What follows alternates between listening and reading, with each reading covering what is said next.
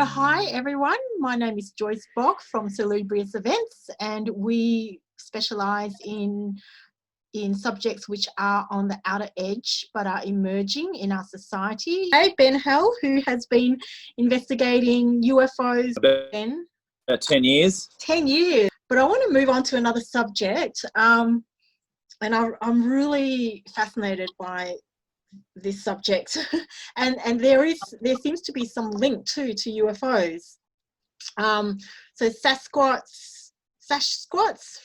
they call them in the US, or Yowies. We call them Yowies here, and the original people here call them the Duergars.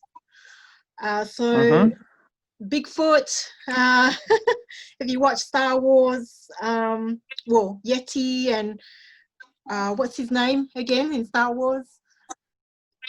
Chewbacca. Chewbacca, that's right. Yeah. Okay. Yeah. So you have started looking into Yowies as well in the last 2 years. Is that right? So yeah. So yes, why? That's true. Why? What interested you in them, and yeah, what do you know about them?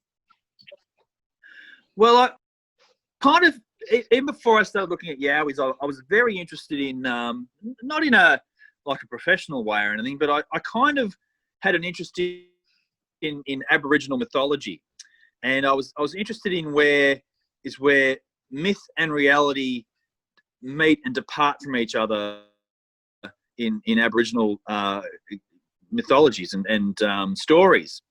And you think, well, you know, surely with some of these stories and some of these beings and there's a whole plethora of Aboriginal beings and spirits and creatures that are out there. I was wondering, where does it start and where does it finish? You know, and there must be some truth at some point to some of these legends that the Aboriginal people even warned the early settlers about, certainly in the case of Yowies. And I thought to myself, you know, like with UFOs, they're kind of really hard to capture, and you never know where they're going to turn up, and you know, it's very hard as an investigator to go find a UFO, very difficult. So I thought to myself, I could spend some time looking at Aboriginal mythologies and looking at Aboriginal beings, and seeing where they've been reported, and go do some investigations. You know, go to the areas where some of these beings and creatures have been reported, and see if I can find any evidence or proof, or just go investigate the stories. And that was really what I sort of wanted to do. And because I live in East Gippsland, which I've got a huge wilderness on my back doorstep here, it's the perfect place to go looking for Yowies, and as they're called here in eastern Victoria, they're called Duergars, but the Aboriginals have got many names for them. And in fact, every tribal group across the country has got their own name for what Yowie is, for what Duergar is, and there's a whole host of names out there. So, and I'm going to talk about a book that everybody who's interested in UFO and Yowies should get, that's been written, and it's quite definitive on Yowies, and I highly recommend this book to anyone who is interested in the topic, and I'll mention that before we finish. Well, the book's called The Yowie in Search of Australia's Bigfoot, and it's by Tony Healy and Paul Cropper. Okay. You can get it on Amazon. It's on Amazon, on Kindle and paperback. You probably get it on eBay. It's a very definitive book on Yowies in Australia, and it looks at every state. It looks at the phenomenon in a very realistic way, and I was really impressed by that book. I'm guessing, like humans, there are many different types of Yowies, and they could be very different. You know, they might have some different, to Australia, to a US. I've heard you can offer them fruit. Sometimes they throw stones at people. They make these domes out of tree branches, like really thick tree branches, and they bend the tree branches, making them into a T shape. So, but with the black fella I guess folklore, a lot of them is warning, like warning them, don't go near them, warning the children not to go near them because they might get eaten. What are some Yeah, of the stories that intrigued you about them? Yeah, well, there's stories of the local Aboriginals around here have some very some very serious feelings about Dooluga, and there's areas in Gippsland where they won't go at night. So one being Mount Drummer, which is a mountain near Can River in Far East Gippsland. They won't go out that way at night time because that's the Yowie area. And I'm fascinated by the fact that you've got Indigenous people still to this day that hold some level of fear or respect/fear for the Yowie. And you think that's really interesting that that for a culture, particularly in Victoria, that had been decimated so comprehensively in the colonial days when they wiped out in East Gippsland, they killed many Aboriginals up here. That mythology still survives so strongly within modern Aboriginals in the year 2020. And I thought to myself, yeah, I want to go to these areas and I want to see what I can find. And again, like UFO hunting, it's not easy. It's not easy to get to these locations. It's not easy to know when to go to these locations. And it really does come back down to, again, I think, luck, being in the right place at the right time. Now, I know that sounds very difficult, but there's still things you can do that, without having some massively great encounter, that can still give you some kind of affirmation about the reality of a particular phenomena. And one of those things is just to go to that environment, to go to the environments where encounters have occurred. And I've been to all the major Yowie location encounter sites in East Gippsland. I've been to every one of them, and from down to South Gippsland, down to up near the Thompson Dam, up at Aberfeldy, to Bryagalong, to Gungra. I've been to many of these Muldulalong, which is down near Longford. I've been to all these state forests, Tarabulga. I've been to all these places, and one thing you do notice when you go to each of the locations, there's a lot of similarities in some respects and not in other respects. One thing I will say is that a lot of Yowie sightings tend to occur in areas where there's like a rich rainforest feel, like the massive tree ferns. Wherever you see those beautiful tree ferns, like even in the Dandenongs, you see those tree ferns, and the Dandenongs have got Yowie encounters as well. Wherever you see those beautiful tree ferns growing, that almost is kind of like a Yowie habitat. And it's a real big signature for me when you've got those beautiful tree ferns around. But there are other areas that don't have that. So, like Bryagalong, Mitchell River National Park area is a bit drier, a little bit more arid, still forested, but it doesn't have rainforest areas. Muldulalong's the same down in South Gippsland. It doesn't have quite the same feel to it. But it doesn't mean that Yowies can't appear in multiple environments. But I've always been very excited and had a very strong feeling when I went to Mount Drummer in Can River, and I went to Gungra, which is a bit further north, where there's massive dinosaur-like tree ferns, and I saw like 9 lyrebirds on the way up there. Like it's a very remote area, and spending time up there, and we spent time up there at night as well, and just the feel of those locations is very, very strong. There's a very powerful primordial feel in all of those areas, and being there at night is actually a little bit apprehensive. Like there's an apprehensive feeling when you're in a Yowie habitat area, that there's almost kind of like a little bit of a forbidding feeling that perhaps you shouldn't be here. And really, if you find trouble or trouble finds you, then people disappear. And there's about 4 strange disappearances in Victoria at the moment in the high country where people have just outright disappeared. It's not to say that potentially that there could have been Yowies involved, or of course there's other explanations as well. But it was, I really wanted to go to these. So those people, was there like a similar age or gender or?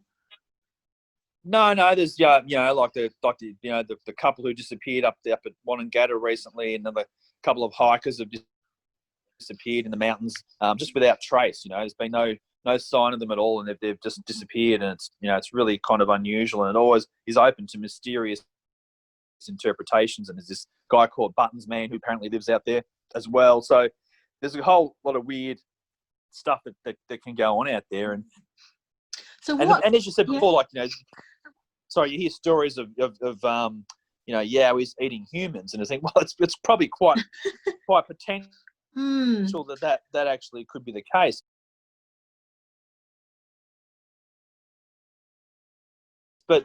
But there's just one thing I want to say about Yowies, and I've had a look, and I've been many places, and I've looked, and I haven't found a single shred of evidence. Nothing. I haven't found a footprint. I haven't found some red fur. I haven't found any structures. I found nothing. Spent weekends after weekend looking for them, right? But I found no evidence. But the absence of evidence doesn't mean the absence of presence. And I do believe that they're there, and I just haven't been in the right place at the right time. But do you know anyone? Do you know anyone that had some encounters? No, I haven't personally met. No, I haven't personally met. Sorry, okay. I haven't personally met anyone who has had a Yowie. I've met many UFO witnesses, but I've not met Yowie. You're getting my topics crossed. I haven't met anyone who's actually had a Yowie experience, but I do have a little page called Yowie Search Gippsland, and I'm starting to get some people who are showing some interest in my Facebook page, Yowie Search Gippsland, and I've had some people starting to post some comments on there about hearing strange things in certain locations. So I'm starting to get it, and this has only been a bit of a side project for me, which I haven't been able to put a whole lot of time into. But I have, over the last 2 years, been to all these key locations and know where they are, and I've been out there at night, and it's totally different at night than it is during the day. But I think you've got more chances of seeing a Yowie at night than you have during the day. That's my feeling, and I've just really, it's still, for me, even though I've been to a lot of areas and there's some great reports on other Yowie investigation sites, I firmly believe that they are out there. I firmly believe that they do exist, and I firmly believe that they are there. But I don't believe that they're there all the time. I don't think they're an animal per se that lives in the Australian bush like a kangaroo or a wallaby or a wombat. I don't think they live like that. I don't think they're on that plane as an animal. Because you say, how could a 9-foot-tall Chewbacca type creature live in the Australian bush, not be found, no bones? There's been none run over on the road by a Kenworth truck going through at 3 o'clock in the morning. That has never happened. Why can't you find any evidence for these alleged creatures that exist? And my answer to that is very simple, is that I believe that they're from another dimension. And I don't think they're here all the time. I think they're here like the UFOs for their own purposes in their own time, and they have an intelligence that means they're not going to unceremoniously end up dead on the Hume Highway because one of them got skittled by a truck in the middle of the night like a kangaroo would. I think that we're dealing with a phenomenon that weaves itself into the Australian landscape, and that it weaves its way out of it again.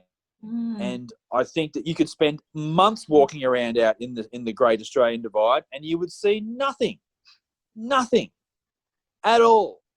It's like sky watching. You could sit there night after night gazing at the sky, never see a UFO, and you could stare at the sky all night long. But if you're in the right place at the right time, you'll have an amazing encounter. Whether it's a Yowie or a UFO experience, you have to be in the right place at the right time. And you can't really pick that.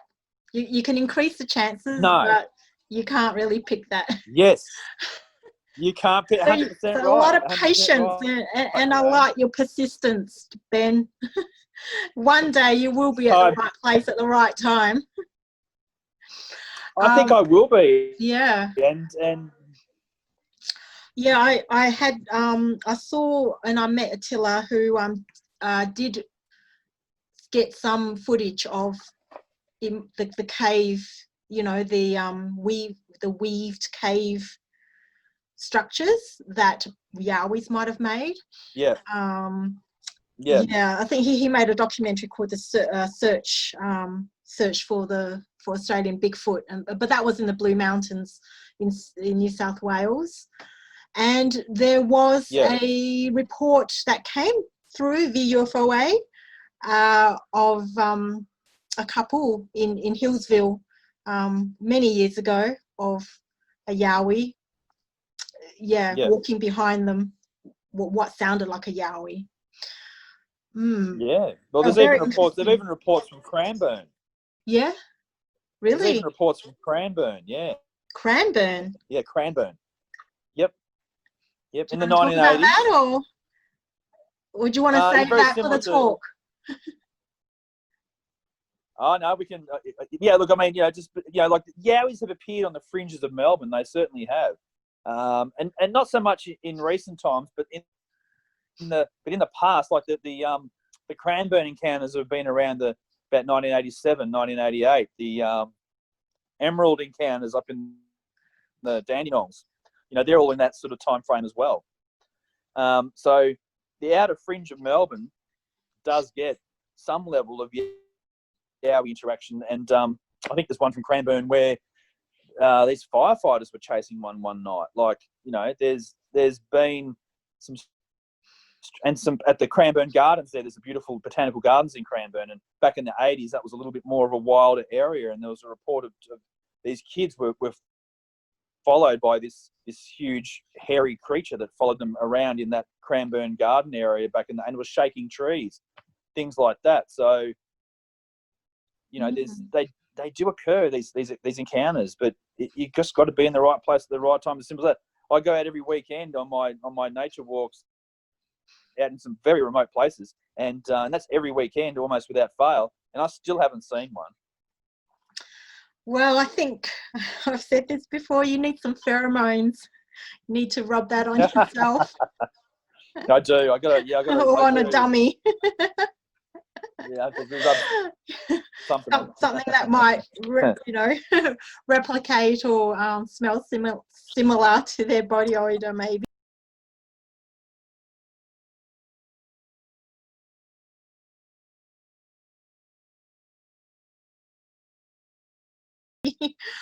But yeah, interesting. Have you had any paranormal experiences, like ghosts and? Yeah, I've had some strange experiences that are very strange, and it's sort of, and I don't quite know how to classify them. And I originally classified them in a UFO style context. When they occurred to me, I felt like they were in a UFO context. But as I reflect on it now, sort of years later, I can't definitively describe it as being necessarily a UFO experience per se. But I'll explain what the experiences were, and then people can perhaps judge for themselves as to what they think. But one night in about 2003, I was living by myself in a flat, and it was a full moon night, and I used to like to sleep with the blinds open so that the moonlight would come streaming into my room. And I was laying in my bed, and I was laying with my back to the window, so I wasn't facing the window. I was laying with my back to the window, and my cat was on the bed at the time. And in the middle of the night, probably about 2 o'clock in the morning, I woke up bolt awake, and I could feel something pressing against my bed on my side. Something was pressing against my bed, and I turned over, and I saw this hooded shape standing next to my bed. It definitely had robes on, like a hooded robes, and there was this kind of like this funnel of energy or connection between it and myself. Like it was like there was some type of a sort of funnel of connection. Like it was either communicating or it was draining me of something or something along those lines. And it was there, and you could see it clearly against the windows, absolutely clear as anything against the windows. It was this solid black robed shape standing right next to my bed, and I just screamed, and I just screamed because I felt like I was going to be stabbed. I had this feeling like I was going to be stabbed with a knife. I thought there was a burglar in my room. That's how three-dimensional the robed entity was next to my bed. And the minute I went to scream, it just simply disappeared. And I threw the covers off. My cat had disappeared, and I ran out into the hallway. I turned the lights on, and I was like looking through the house, thinking there's someone in the house. Like, and he darted off. You know, it kind of like if you've seen the movie Scream, it was kind of like Ghostface. Like it was this black robed thing standing next to my bed, and Ghostface always gives me the chills because it kind of brings back that feeling. So I kind of thought Ghostface was somewhere in my house, and I was going to be confronted by this robed entity wielding a knife. And I went back to bed, and I just sat on the bed, and I could not sleep for the rest of the night. And I had left the light on, and I was like, there was absolutely someone in my room. And for the next week, I left the hall light on in my hallway. And gradually that sense of fear sort of dissipated. And that was that experience, which was a rather horrifying thing that happened to me on that particular night. And I don't know what it was. I mean, I have no idea what it was. And then probably about maybe a couple of years later, one Saturday morning, had the day off work, and it was a beautiful day, and I was out, and we had a basketball hoop thing, and I was out there just shooting basketball hoops through this basketball hoop, very mundane sporting activity that I was doing. And I felt like I was being watched. This is like 10 o'clock in the morning. And I looked over to where my car was, which was parked over near my shed, and I could see this black shape standing next to my car. And it was as black as night, or as black as your TV turned off. It was as black as that, and it was like a shadow entity standing right next to my car. And I just saw this thing, and it was roughly about human height, 6 foot tall or 5 foot tall, somewhere around there. And I stopped bouncing the ball, and I was probably about 20 meters away from it, and I started to walk towards it. And as I walked towards it, it's still there. And it was like someone took a sliver of night and put it in the middle of the day. It was just like that. And it had this kind of like shimmering golden edge to it, like a shimmering golden edge that was around it. And as I approached it, and I got to within probably about 5 meters of it, it glided off, it glided away from me, and it glided down around the side of my shed. So it glided off and went around the side of the shed. And I ran down the other side of the shed, and I thought, I'll meet it at the other side. And as I came around the corner to where I should have intercepted it, there was nothing. It had gone. And that was a really weird experience to have flat out in the middle of the day, in daylight hours, 10 o'clock in the morning, wide awake. People can say, oh, it's a dream at night or whatever. Yeah, you had too much chili, It's, that nighttime things are easy to explain. It's just a vivid dream or, a paralysis dream or whatever. But this is at 10 o'clock in the morning on a very lucid, normal day. And this slither of night was standing next to my car, and it literally glided away and around the corner, and it just disappeared with this sort of like shimmery type of a golden thing around it, around the outside of it. And I thought, what the hell was that? And I've had all sorts of, and I've said, was that an ET experience? Was that a ghost? Was it an Aboriginal spirit? Was it, not just because it was black, but like, it was just, what was it that I had encountered on that Saturday morning. So that's my two kind of really strange encounters that I've personally had, and both of them, one of them terrified me, and the other one really puzzled me in a disturbed kind of a way. But it was just, again, a bit more just plain curiosity about it rather than outright fear of the daytime experience. Very interesting. Both sound very vivid and very intense and very palpable. Very much so. And yeah. only you know that it wasn't a dream. Like it was. Yeah, definitely. Yeah. Both of them. Yeah, I mean, like if you were laying, like if you were laying in your bed tonight and I came in the room and I stood right next to your bed and I leaned over against it, you would wake up in exactly the same way that I woke up, with that instant fear that there was someone standing over my bed. Wow. At a time at night when there should be nobody there. Now, the unit I was in was not some old rambling Munsters house that had been there for 100 years and had seen murders, or, it was probably about a 12-year-old regular everyday brick veneer flat, and so you wouldn't instantly think it was haunted, but who knows? How old were you? The first one? 35. Okay. And did it actually have a knife, or you just felt that? I felt that. You felt that. Okay. That was my feeling, was I was going to be stabbed, or my fear was I was going to be stabbed. This thing was going to stab me. It was above my bed. It was leaning over me, and this thing could do harm to me. It was going through my drawers and stealing my wallet, and it was going to stab me or smash me in the head with a hammer or something like that, and that was going to be it. And that was that fear of, in my inner sanctum of my own private domicile. Here is someone or something is here with me at this time when it shouldn't be there, and it was just an absolute fear reaction to it. Total fear, 100%, absolute total fear. Wow. A horrible experience. Don't want it to happen again. And I often think about it. Even to this day, I still think about it. So the robes, what could you put a time on those the robes? What did it look like? What color?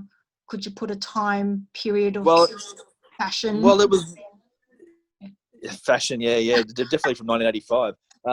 No, it was like, it was a silhouette. So I saw it as a black silhouette. So I was only seeing it as a black shape outline, with the sense of robes flowing off it. So it had a sense of robes, tall with the robes flying down, but I couldn't see a color other than black. Mm-hmm. And there was no smell. There was no verbal communication other than I felt this spiraling type of like a vortex between it and me, for the briefest periods of time before I snapped it and came out of that state into a flight response to what it was. Did you have a sense of whether it was human or not? It definitely wasn't human. It wasn't human. Okay. It definitely wasn't human. No, it was absolutely not human. No, not in any way was it a human. It was a non-human entity. That much I am certain about it. It was a non-human entity, and I only describe Ghostface as using a point of reference for people to get a bit of an idea as to what I sort of saw when I woke up in that instant, and I turn over and here is this ghost face standing there. What was the height? Was there some? I would call it relative human height, like man height. Like just man size height. It wasn't a midget, and it wasn't like a 9 foot tall behemoth. It was probably just mid range height. Let's say 5'8" to 6 foot tall. Like it was in that sort of a height range. Mm. But there was definitely some type of shadow entity. Like this shadow entity sort of come to mind, like and same with my daylight encounter, some sort of shadow entity that's interacted with me on a couple of occasions for whatever reason, its own reasons. Something like a jinn, do you think, or do you think it's more extraterrestrial? Well, I've always thought of it as extraterrestrial. Like that was my go-to position, that it was extraterrestrial. But I think the reality of that is that you just don't know. Like you can't just definitively say, that was the such and such. Like you just can't do that. Like it was, I don't know what it wanted, and I don't know why it was there. Mm-hmm. So, or where it came from. It didn't offer me an explanation, and and I kind of felt like I interrupted it. That's the feeling that I had. Like my awakening had interrupted it. Like it was doing what it was doing with me oblivious to it, and somehow I woke up at the time when it was there. And I think we both got a fright. So almost to that level. Like the way it disappeared in a flash. Convergence. I'm just playing around here, but could it be some sort of time convergence, like your timeline, its timeline, somehow converged into one? You were surprised, it was surprised. Yeah, absolutely. I mean, I think that's happened several times in my life with that type of encounter. And the other one's very much like that too. Both of those encounters are very similar to that. It's kind of like these convergences of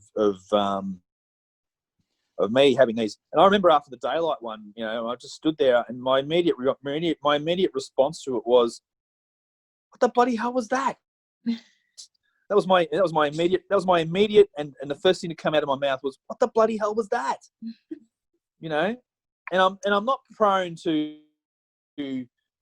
visions or fantasies or like I'm not prone to that sort of stuff. I don't lay here, dreaming about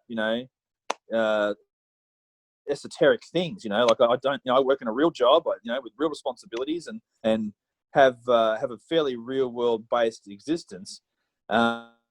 But having said that, in my life, there's been these little weavings of unusual events that have occurred. Culminating with my UFO encounter with my sister. So it's not that far away from me. In some way. So, in some way I'm connected to it. In fact, I think some ways my interest in the paranormal has been there from a very young age, and my innate feeling for it is perhaps, connected to that as well. So, I think it's always been a part of my existence, and I have some role to play, in that field, and hopefully within our understanding of what these things are. And I encourage anyone who's had encounters of any sort whatsoever, who's listening to this or any of your other podcasts, to share their experiences, because it's you only know what's going on when we all open our mouths. So exactly, just talk about it. And often when you tell a story, people, you get people saying, "Yeah, I experienced the same thing," or something very similar. And then you don't feel so alone, or that you're crazy. It is a phenomena that it's actually not that rare. Almost. No, it's as common as anything, I reckon. Yeah, and you're right. I think you have had these paranormal experiences. I have as well, and I think that really does quite explain why we are so intrigued and we're wanting to investigate more into these subjects. Yeah. So so thank you so much for sharing. No problem. That was very, very interesting, intriguing, and Good. and also just wanted to mention that the robe seems to be something that that has been spoken about, that the ETs wear. So it was definitely a robe. It was definitely. Yeah. So you're writing a book. You're working. Well, I'm attempting to. Yeah. Joy. It's a long process, and when you work full time, it does go onto the back burner. But yes, I am endeavouring to do that, and writing a book about Victorian UFO history. It's basically called Victoria UFO State, The Forgotten Files. And I've been doing a lot of research through old newspaper articles. And the first part of the book is really a collection of newspaper articles about the UFO phenomena from the 1950s through to today, basically. And I've got a lot of old records, and I've been going through them. And I've gone through them multiple times, trying to find stuff that specifically relates to Victoria. And I've got other stuff for other states as well. But I'm just trying to pull all the Victorian stuff out so that I can in some sort of chronological order, just demonstrate to people how common the UFO phenomenon actually is. The fact that it actually does occur in every location, and that it really is here with us in our own country. You know, the overseas stuff is fantastic. America, England, anywhere in the world, it's all great. It's all good. But locally in Australia, we also have a very, very rich UFO history, and there's not enough really of stuff that's preserving that. And what I hate seeing is these great cases disappearing.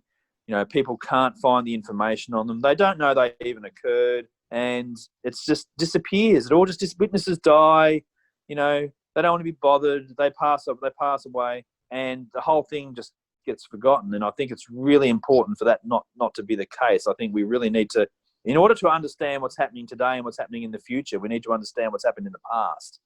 So it's important to do that. So I am working on getting as many of Victorian newspaper reports or magazine reports, but primarily newspapers. And I'm recording all these different sightings over all these different decades. And that's the first part of the book. And the second part of the book is about my own personal investigations, not my experiences, but my own personal investigations that I've been involved in, to sort of round out the book as being, this is what has historically happened, and this is what my experience of UFO investigation is. So it's kind of like two different sides of the coin. You can see what's happened, and here is an investigator's stories and cases that I've actually looked at myself. So that's the basic idea of it. And I'm working on it when I have the time to do so. And when new information comes my way, I'll kind of do a little bit more, put a bit more into it, and hopefully soon I end up with something that's going to be put into a published format and people will be able to read it. Fantastic. I think it'll be really cool to have it all together, like the historical records all together in one book. Yeah, and the chronological order. And yeah. So in the meantime, and one of the reasons for the delay is I don't want to miss anything. yes. I'm trying to get as much as I possibly can. So I've got a fairly comprehensive thing. I don't want someone saying, "Oh, you missed this one from 1982. It was a real rip. You didn't have it in there." I'm trying to make sure that I'm being pretty comprehensive about it. Okay, great. So in the meantime, we'll just have to wait for your talk. That would just have to suffice for now. So I'm really looking forward to it. I'll be there. I'll be helping host it. And excellent. Yes, you will be. I can't wait. Yeah, so the 22nd of August, join us. It's free. If you've got nothing else to do, it's curfew. Curfew time, 8 p.m. Join us, and I'll put the links below. Thanks, Ben. Thank you so much again for your, all your knowledge on the UFO, Yowie field, and for sharing such personal paranormal experiences as well. My pleasure, Joy. Great. Cool. Right. Thank you. See you. Bye. All good.